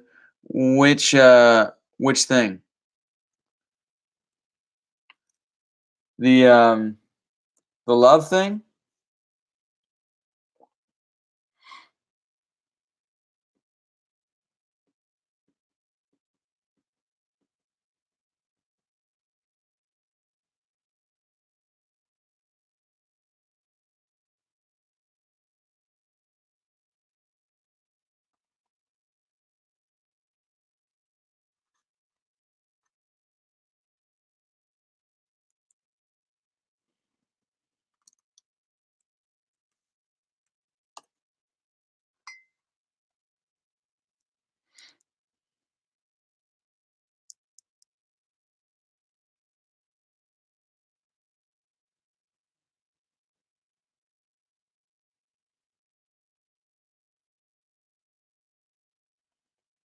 I got to tend to things, and I think I've asked a few decent questions tonight, so I'm gonna get stepping. Thanks for your time today. Hey, man, Blackbird's Wrath. I appreciate you, man. I'm glad that you are here every single uh, Friday night, and always thankful for your questions. It's good stuff. Yeah, actually, watch the whole Love series. Hell yeah, man. Do you believe your spiritual body goes to a higher power when you die? Or we just in deep sleep with no consciousness or understanding? No idea. That is the great unknown. That is the great question for the great unknown. I have absolutely no idea. Handle this. If there's a boat. Oh, I can read it, swear. Oh, damn. All right. Well, never mind.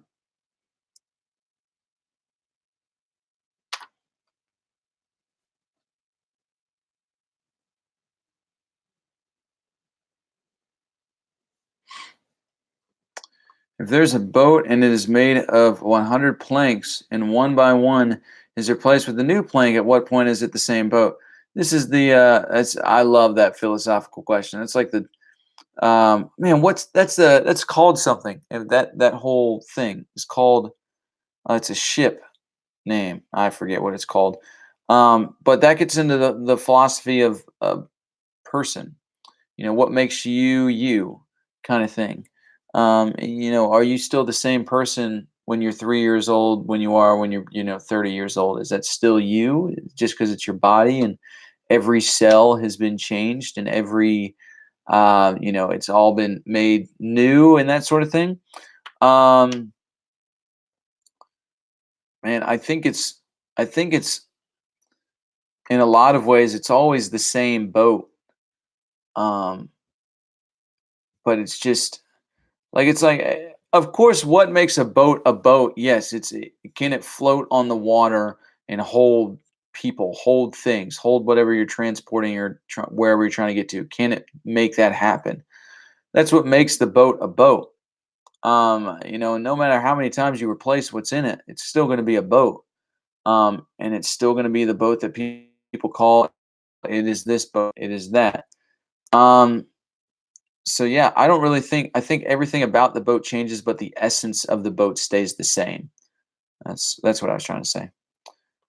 I'm curious to know when you thought you believed in God, what were your beliefs for salvation?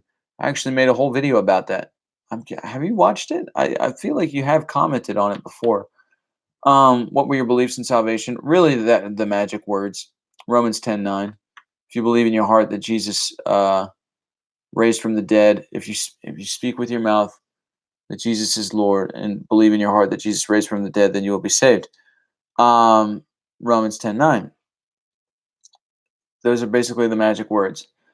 And when I started looking into what belief actually is and how belief actually works and the biblical definition of belief and what the word actually means, it changed a lot. Um, so I just thought it was just, well, I said it and, it makes sense in some ways. So yeah, I guess I believe it. So yeah, it wasn't a deep level of salvation. Never really felt saved.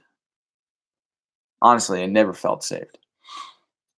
If you didn't fear death, do you think we could learn how to truly live? Oh, actually, yes. And I think you learn how to truly live when you learn to not fear death. Um, yeah, it's a good question, but I think that the people who do fear death, I don't know if they really truly live, if that makes sense. It makes sense in my head. I just don't know if it's coming out the same way that I'm thinking about it. The philosophical misfit, TPM. If you could ask God, obviously by this point you are convinced of its. Oh, okay. What question would you ask if you could ask God anything? What question would you ask? Okay. Oh man, I actually did a vlog about this once. I made a vlog about this. What would I ask God if I met? What would I ask God if I met him face to face or something like that?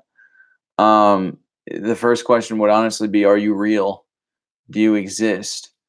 And then the second question would be, "Where have you been?"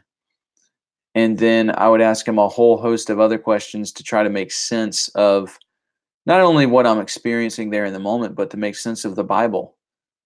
Um, and for one, asking him why he condoned the killing of men, women, and children. And he basically commanded genocide in the Old Testament.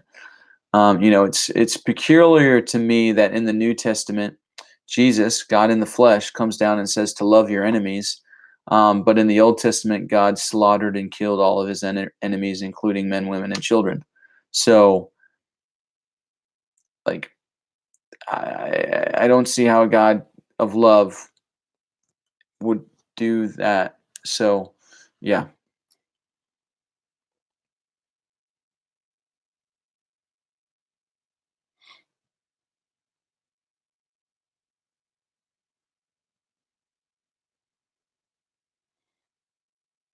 Do you think you need salvation?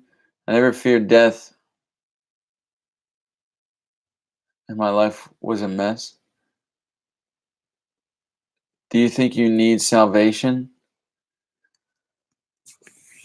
I'm, I mean,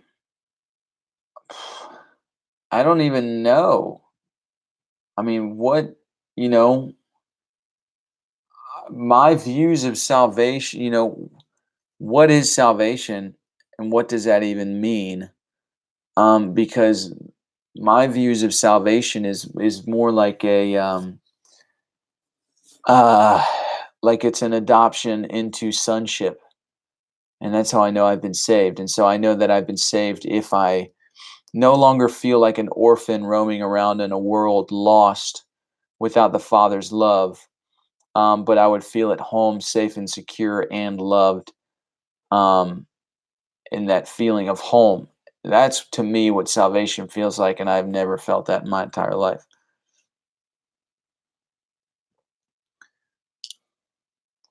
There's a book called Conversations with God, and not written by a Christian either, but he supposedly had multiple talks with God. It's an interesting read, written in Q&A form. No way.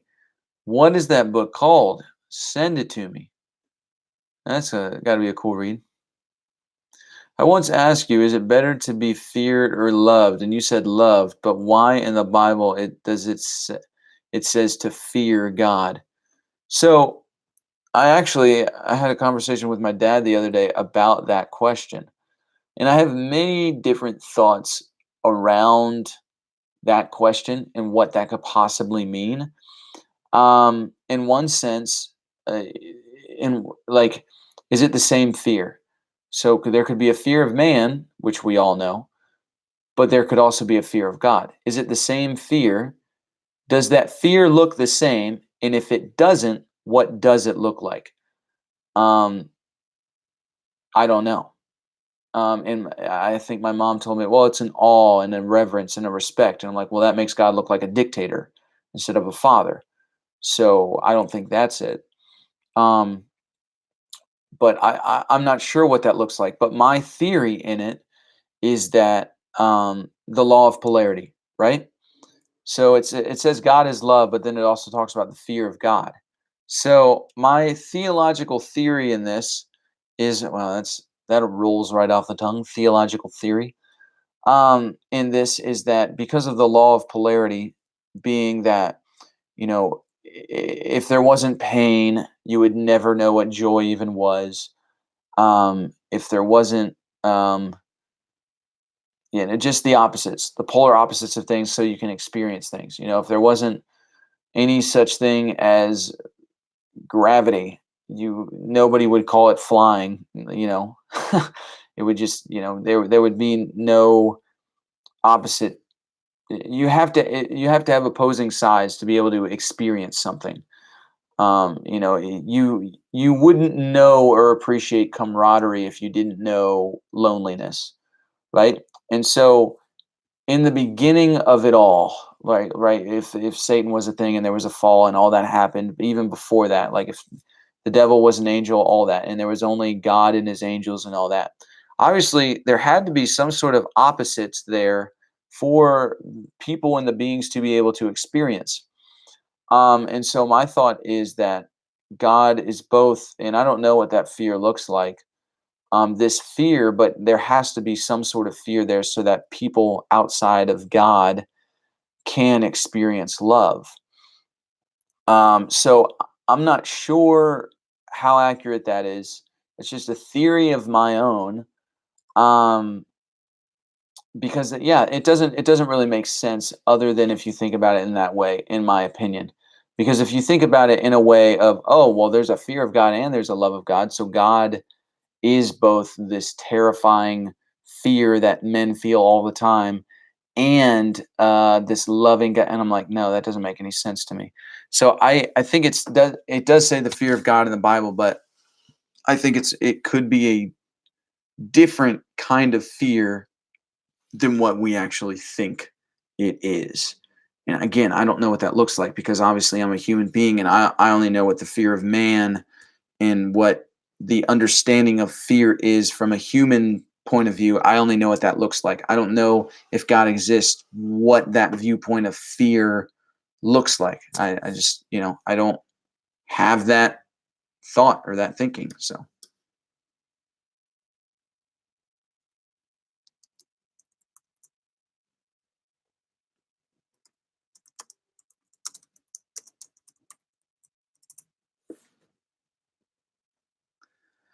I would love to hear how your family members would respond to what you have just said in response to my question. Man, I can't begin to imagine your struggles.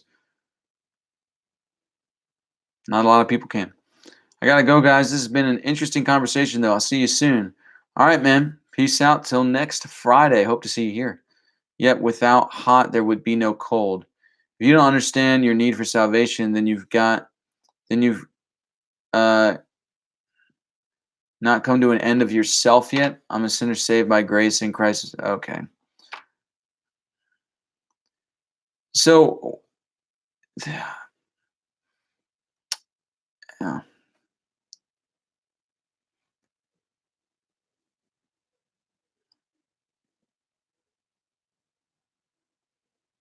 Send you a message on IG if you end up reading that book. I would love to hear your thoughts on it. That might be a book that that we read in the book club, the Misfits Book Club. It's another Patreon thing that I'm just waiting for more people to be a part of it. And then we'll read a book together. That's going to be a lot of fun. As a self-confessed introvert, how do you go about dating? I have social anxiety really bad, but I'm also an introvert. That's and not me personally. It's not a fear, but I'm an introvert as well, and it's just a skill set that you got to learn. You got to learn how to be outgoing. It's just that simple. And which does take conquering fears, yes, and you do have to get out of your comfort zone. Or you can just, get on a bunch of dating apps and just wing it. Either one.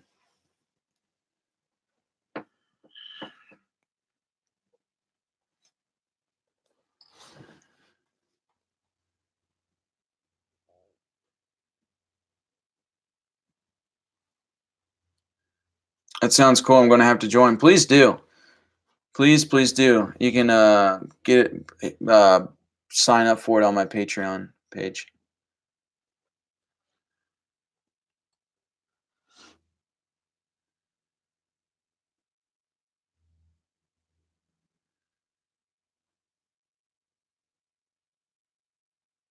Thanks, Jess.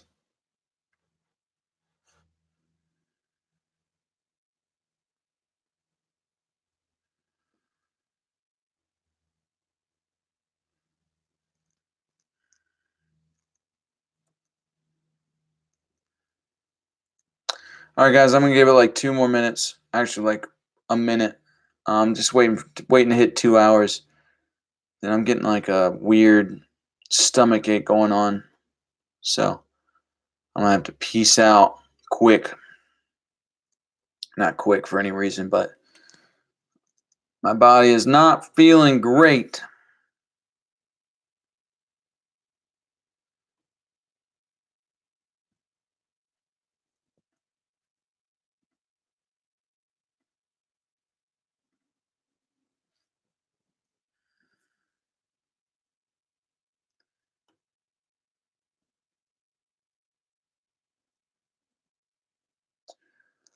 Well, I think that's probably the end of it. So, yes, it was a quick 2 hours for sure. What's your plans tonight? Probably watch a movie. Who knows? Hang out on Discord for a while. Discord chat. Answer a bit more questions on there. But I don't have to be on live video. So, I'll see you guys at for those of you who are on Discord. I'll see you guys there. But yeah, thank you guys for being a part of live tonight. Always enjoy these discussions. Always enjoy these topics. Yeah, you all are amazing. I just so appreciate, the 15, 20 of you that are here consistently every Friday night. Just amazing. And I love this community, and I love being able to have open discussions about questions, doubt, skepticism, atheism, Christianity, all of it. God, no God. It's all necessary. It's all necessary, and it's all discussions that need to be had. So really appreciate that. And hey, if you guys want to be a part of the Discord community, please go check out my Patreon page. It's the first tier on there to be a part of the Discord community. It's a really amazing place where this conversation can be ongoing throughout the entire week. And I share links and videos and things that I'm studying and reading on there. And it's just an amazing community place where people can hang out. So check it out. Click on one of my latest videos. Go to my Patreon page, and it's on there. So yeah, if you're interested in that, check it out. But until then, yeah, I will see you guys next Friday. Peace.